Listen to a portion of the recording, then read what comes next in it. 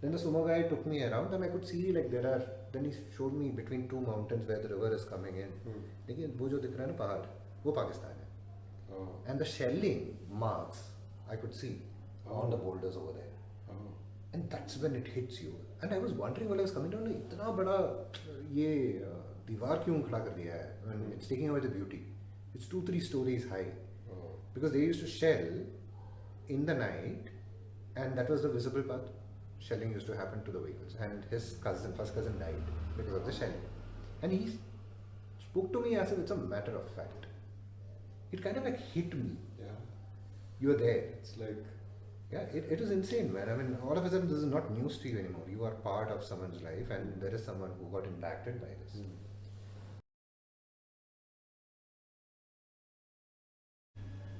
hey Abhay, what's up? What's up, man? How are Covid, you? hello. All good. How are you? Very well. Hey everyone, welcome to the first podcast of Not So Famous. Abhay, you know what Not So Famous is?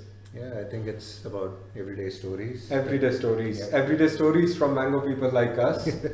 And this time bringing to you my friend Abhay. He's a category manager with Amazon, a trained classical singer, an avid biker, and a lot of other things which you are going to discover in next few minutes. So without a further ado, let's start. Abhay, tell us something about yourself. Who is Abhay? How do you define yourself, or how do you introduce yourself? Cool. So, I think first of all, it's a pretty cool stuff that you guys are doing. Thank you. Interesting stuff. And like I was saying it earlier, right? It's good to bring more relatable stories than those stories where we have read in the books, because those people were never reachable, may not be relatable. So great initiative, kudos to that. About me, I'm a Mallu by birth and raised in Kerala. My parents they were in government service. Now they are retired, happily living in Kerala. And have a brother. He's also working. He's an engineer. And now I'm happily married. I can really stress on the happily part of it. I think I'm married with my best friend, married to my best friend rather. And right now, currently, like I said, working with Amazon. So in between, I've been that guy who did not know what I was doing growing up. I was an avid dreamer. I used to read a lot of books that gave me ideas. And then, yeah, whenever we used to travel around a little bit, that's when those were the times in which I could see how the outside world was going around. So when I look back, if I have to give a terminology, I grew up in constraints. But those constraints are the ones which made me think out of the box. So talking about these constraints, right? I mean, those are I sometimes used to feel while I was growing up, like, yaar, US mein paida kyun nahi hua, right? You have seen the videos, the movies, the media, and life's so cool. People are friendly. I mean, you're seeing the good side of life there. And here you're worried the results, however you want to present it to your parents, and if you're going to get beaten into shape. After that, you submit your progress report as such. So within those, living in a lot of fear, but at the same time in a loving environment, it gave me maybe a unique perspective to life, and also somewhere not to compromise on freedom as such, and live a life where you feel you were alive. So yeah, that's more or less about it. I don't know if I digress from the topic. But No, absolutely not. No, this is the part we want to zoom in, like living your life, because a lot of us can relate to living this templatized life where we all become engineers, we all start chasing something one after the other. But this living your life takes a back seat. So tell us a little bit more about this, how you deal with this. I honestly haven't thought about it as such. So there was a certain phase in my life where I went through a really bad relationship, and till then there were so many things I took for granted. I did not invest a lot in myself. I did not invest in others. There were friends around. But all of those things you took it as it come and never understood the deeper meaning of all of this, right? Your core objective was to get done with the engineering, find a job, get married, etc., etc. Basically, someone who did not make a conscious choice. And after this relationship ended and the recession came in and I was jobless and I had to, there was this time where me and a friend of mine, we had like 30 odd copies of our resume and we were distributing it across IT parks, giving it to the security guy, etc., etc., trying to land a job. Desperate times, desperate measures. And I went through a 1 year of almost depression. And that made me question, that made me start something from ground zero. So instead of those choices, which may have been part of conditioning, I started making my own choices. I failed a lot of times. I was afraid of failure then. But after that, then I realized when I tried and I failed, I kind of learned something without trying to sound philosophical here. Honestly, that's what happened. Then after that, I realized the first thing that I invested in was on my friends. And people are important. You need to share and you need to be as honest and as vulnerable as you are and be okay with it. There were many a times where I wanted to share something and I knew it's coming in out of fear, but it comes right here and then you hold it back. That's exactly what went through my first relationship. I wasn't that open a person as such. And then I think that gave me perspectives because choices were mine, success was mine, failures were mine. So there was nobody else to blame.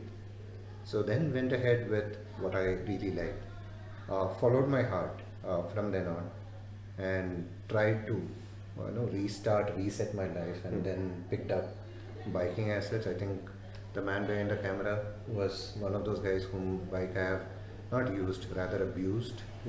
And after that I thought why not take my dad's bike. By then luckily we had brought a car. So picked up my dad's bike, went around. Then I liked it. Then after that, it was an old Enfield. So beautiful bike. Then kind of went around with the travel. Had seen so many visuals, been excited about certain visuals. Then I realized that when you get excited, there is something that connects with you. Yeah. And that connection is what I chased. To be there, feel it, be in the moment. Then when you go through a rough patch, obviously you have your loved ones there. But then when you see the kindness that the strangers offers to you, then it kind of pulls somewhere.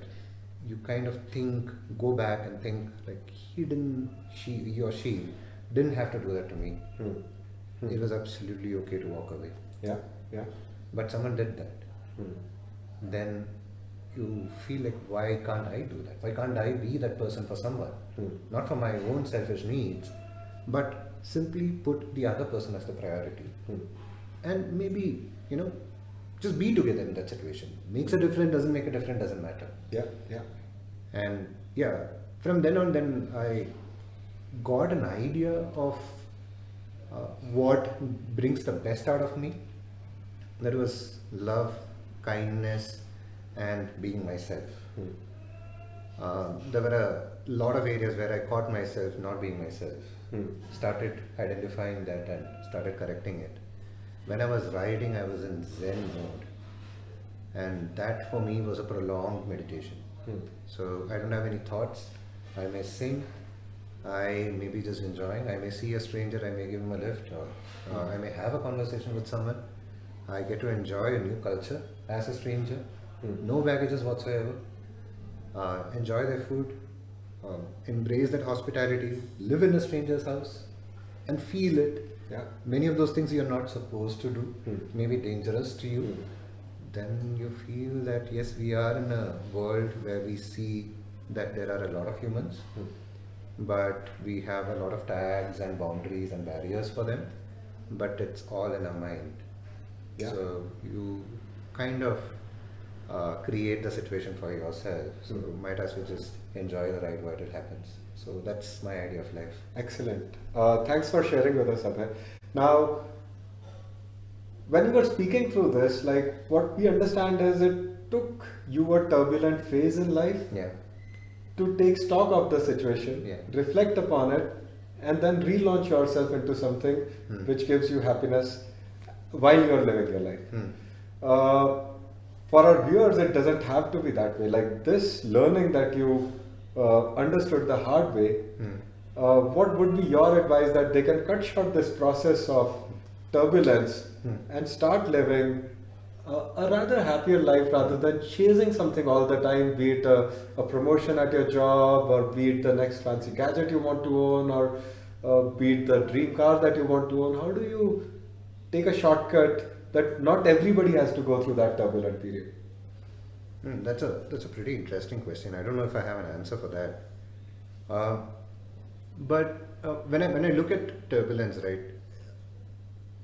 what I honestly see, at the risk of being sounding a little theoretical, is, see, change is the only constant, and that's always going to be there. And it's about irrespective of how the surroundings change around you. When you have a dream that's yours, go after it.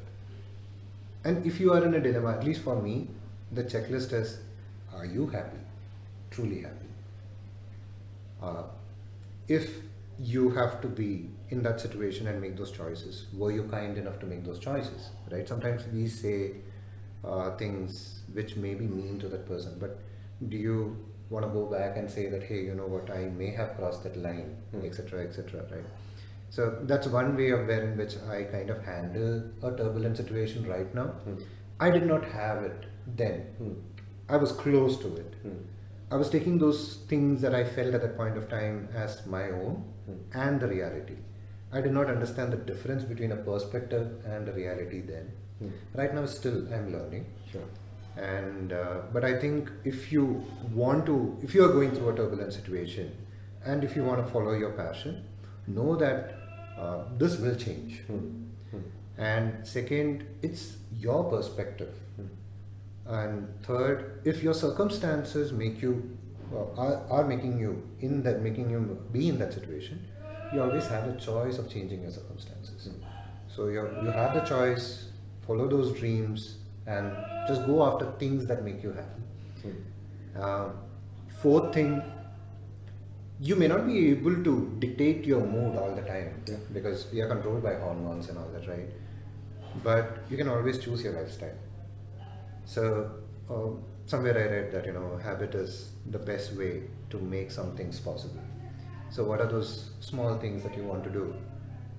So one of those things that I promised myself was, one weekend a month I'll go for a ride. I'll go somewhere. I kind of like built an understanding with my manager also. I may work a couple of weekends here and there, but I may take 2 days and club it with, make it a 4-day weekend, but I'll be off. And I may not be reachable. But that was my recharge mechanism. So it's important that you cut off, recharge, come back. So in the pursuit of this dreams and responsibilities and all of it, right? Sometimes it feels like tasks and transactions. When you cut off, energize, be yourself or be with friends, whomever, whatever makes you happy, and then you come back, and that gives you a good perspective, a balanced perspective. It gives you a small 1-month stock check every time. Yeah, very interesting, Abhay.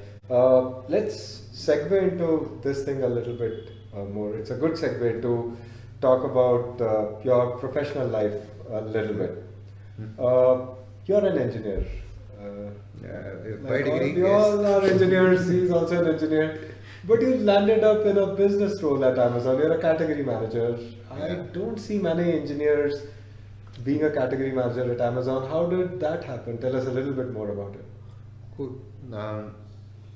So I went ahead with things as it came, and I think it wasn't a conscious choice, if I can say that. That I did not have a path to what I want to be professionally, where I want to be professionally. I only wanted to do things that made me happy, gave me purpose, and I was able to impact lives. So, if I talk about my first stint, that is where I think there was a crossover.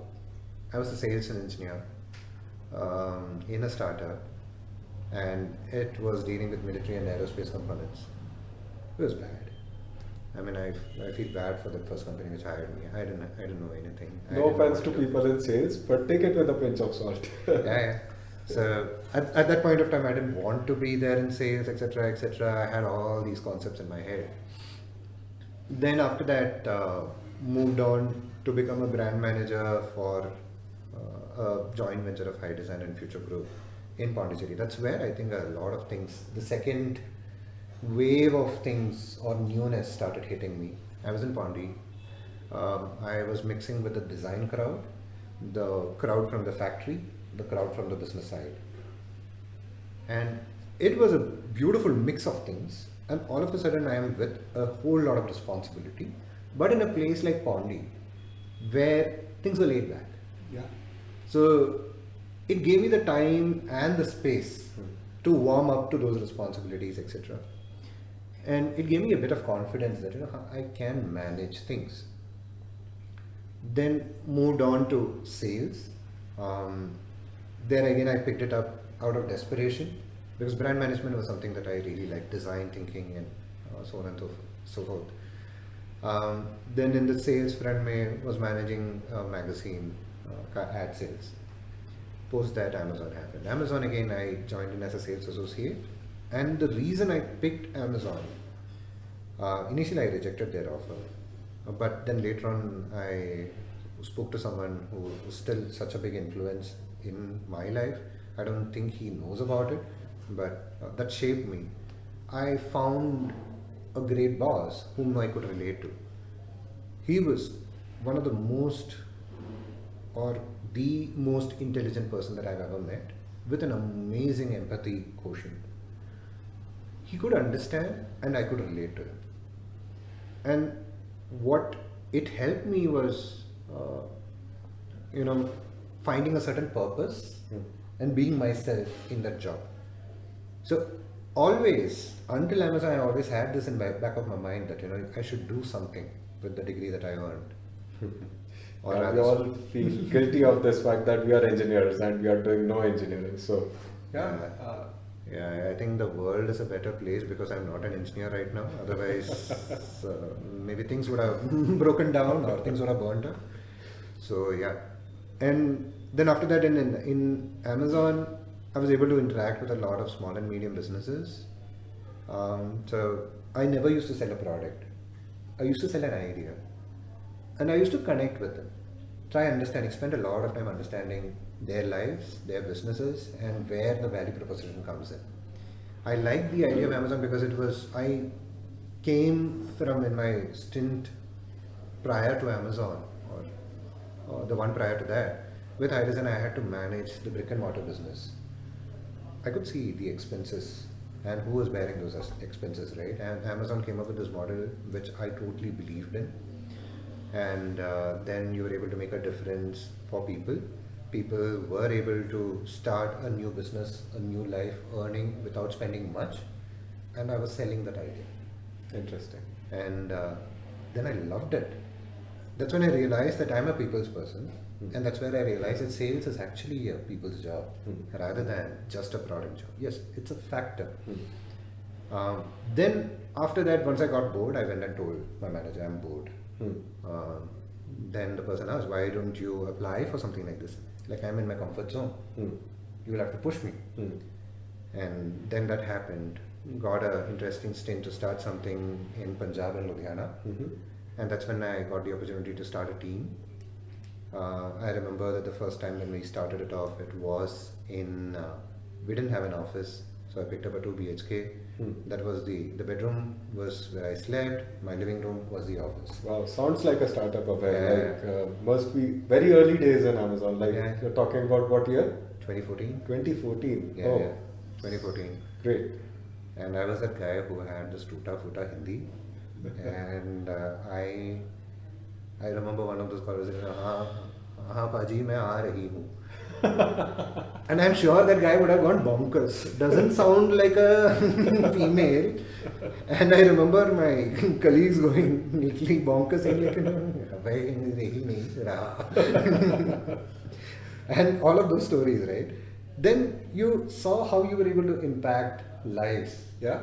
Be there for them. Don't be a manager. Yes, you have to be a manager in some sense, but rather than commanding respect, right? If you can earn respect, nothing like it.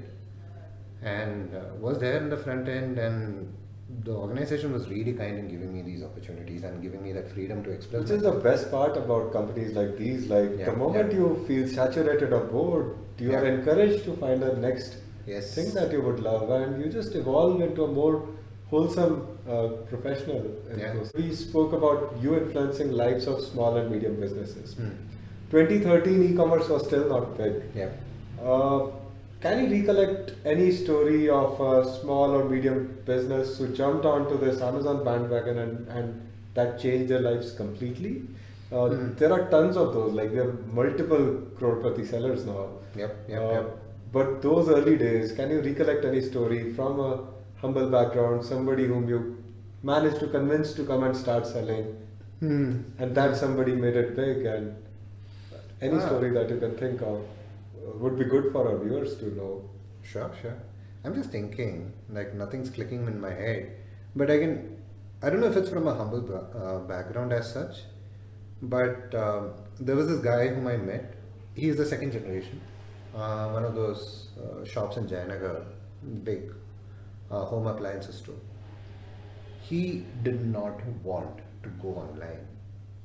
Then we had a conversation. Then again, I think something clicked in that conversation. We were just having a chat. And he said initially, it's no, don't come right now, I don't want to talk to you, etc. etc. I gate crashed. I should have known better. But it was right there, and I asked him, like, hey, you know what, I'm not here to convince you to do anything. Let's explore an idea.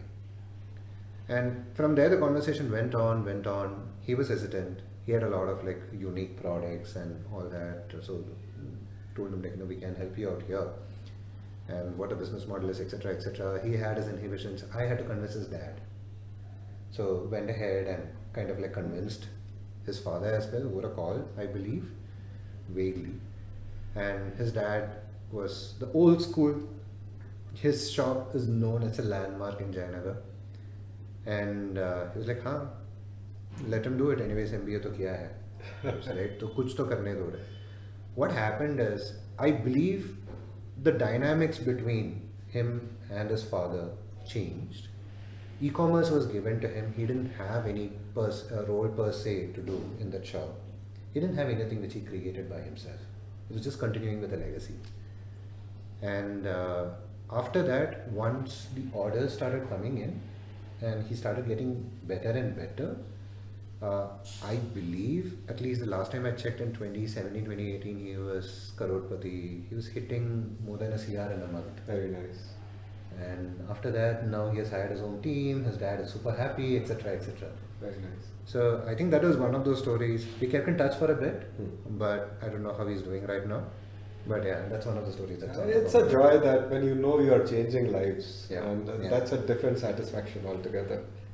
And another thing that if I can say is a couple of these designers, the young folks, right? I mean, my age then, and this is like 7-8 years back, and they were nervous. They were out of design school, but they had amazing ideas. So since I had the design background and how you think about from an idea to a design, I'm talking about physical products for retail, for a B2C kind of a customer, and here we kind of like thought through the design space, and we were able to curate the set of designs, and then we were able to identify which are the ones that we should put it up in Amazon, why this may sell, why this may not sell, etc., etc. And yeah, there was a Facebook post and all later on thanking Amazon and I kind of lost track, but we were friends on Facebook then. And I could see this pop up on my feed, and it was Nice. she mentioned certain numbers, and it was pretty impressive. Nice, Yeah. nice. Like it's so full of opportunities, and we are Yes. barely scratching the surface. I would Yeah, say. yeah, totally. Let's take a segue into your biking. Mm. Uh, for everyone's reference, what bike do you drive, Abhay? So right now, what bike do you ride in?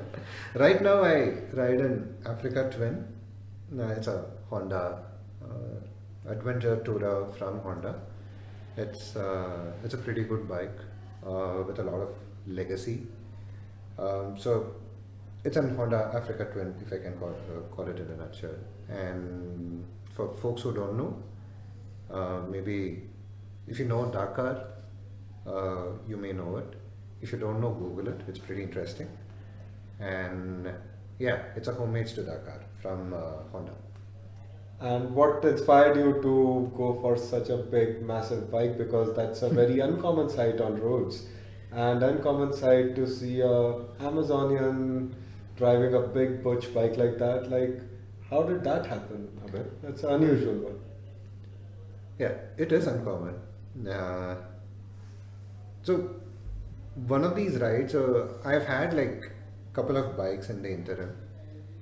First was my dad's bike, an old Bullet, beautiful machine. Then in between I had a CBZ. Then after that I picked up a Himalayan, and that's been the journey. And Himalayan was so one of those times I was riding in Ladakh, and that's when I had a pretty kind of like a tough situation where I was at the mercy of people, and somehow I survived. So that's when I realized that I may want to change the bike a little bit. And once I got married, old machine did not have enough energy to you know, carry a pillion as well into those treacherous roads. So that's when I picked up a Himalayan, and Himalayan again I hit its maximum. And there was this time when last year when I was riding to Goa, I was in full throttle and I was sitting there, nothing further to do because this is the maximum that the bike can go. Okay. That's when I thought like, why can't I go further? Hmm. And I always loved Africa. I always thought this is way above my league. Hmm. I remember one of those times where I was on a road trip.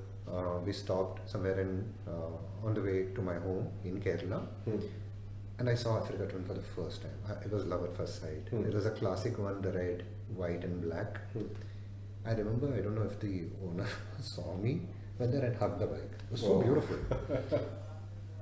And then once I was in this dilemma last year of not able to go beyond a certain speed and a certain technical ability, then I felt like, why not I explore? Why not? Hmm. So then I started reading about it. Then I thought like maybe I'll go for Triumph because Africa Twin is again way above. BMW is way above. Then the more I read, I understood what is the benefit of this bike and why it is such a legend in its own stature. Then I went for a test ride to check out Triumph Rally Pro. That shop was shut. Nearby Lavel Road Honda showroom. I was like, जाके देखते हैं. देखने में क्या है? Hmm. Luckily, the bike was ready for a test ride. It was right outside. Hmm. Beautiful bike. And the person was explaining me, this is a DCT, this is how and so. You should be careful while you ride. I was like, I'm good. It was instant. I took it out for a spin, and I took a U-turn. I remember laughing out loud because it was so comfortable to take a U-turn. Such a massive bike in Level Road. I just took a U-turn, as simple as that. Then went around. I think if someone was listening, you would have heard one guy laughing and riding a bike. I was laughing hysterically because it was insanely good. I could not believe a bike could be so good. And then after that, I came back, picked up my wife was around, took her around. She started laughing because the pillion seat was so comfortable. I asked her how was it. She was like, it was as if I sat on a cloud. Then I read more and more. Then I started thinking practically with respect to the entire economics of it.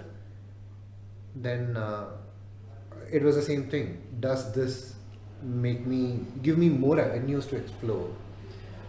And we always thought, we always got inspired by people who were doing these world tours Yeah. on the bike. Mm-hmm. And we have a dream. Maybe in another 3 years' time, Wow. we will ride the world, me and her, on a bike. So Amazing. You said so many things which were very intriguing. Like all of us have a dream like that. Yeah. When we are so young, at some point we want to own a Porsche, like, or somebody wants to own their dream bike. Like we all have our love at first sight bikes, but we